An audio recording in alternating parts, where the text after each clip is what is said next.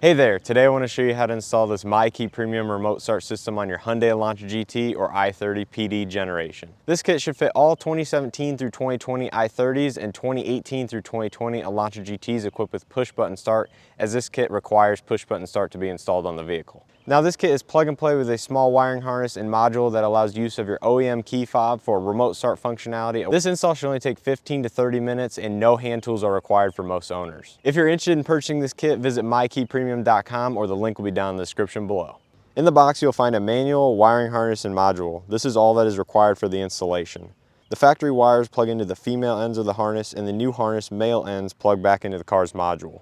For the install, you will first need to remove the panel located underneath the glove box. This is easily done by releasing 3 clips. You will then find 2 connectors we need to remove up underneath on the right side.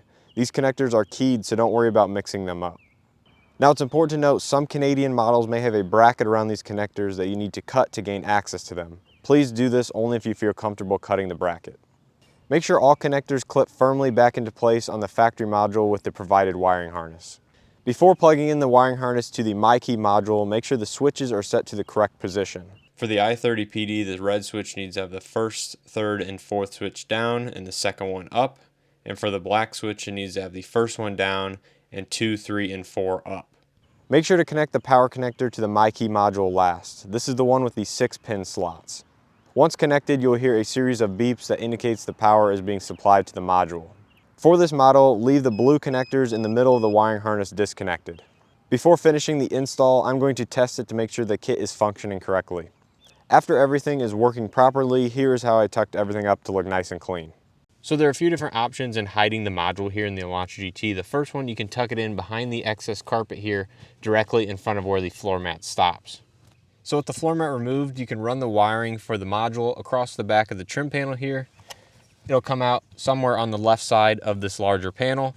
You can pull the extra carpet flap here at the back of the floor panel, right in front of where the floor mats typically stop. And you can tuck the module just like that up against the firewall area, push the carpet back into place, and tuck the extra wire up underneath the trim panel and along the corner here. And after you've tucked in all the wiring, you can go ahead and put the floor mat back in place, and overall this is a very hidden look. So the next option is you can tuck it here behind this trim panel on the right side of the transmission tunnel. To gain access to this area, you simply need to remove this one Phillips screw push pin, and this allows you to gain access behind the trim panel. So I'm not sure you can see very well, but there's a ton of extra space to tuck the module and the rest of the wiring harness for the MyKey system.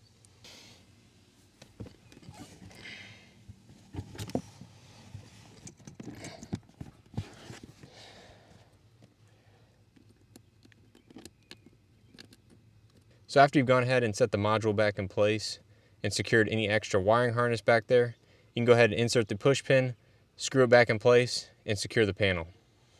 And lastly, you can tuck the module up beneath the OEM module in this corner here by removing the door scuff plate, which first you pull the trim off, you pop this long trim up, then this trim will pop off.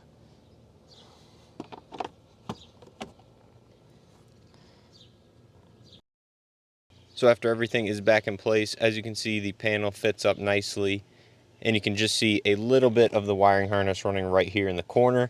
But of course, from up top, you won't be able to see that, and overall it looks very clean and installed very nicely. To activate the remote start, press the lock button twice with a short pause in between. The vehicle should start after 5 to 6 seconds and should run for up to 15 minutes.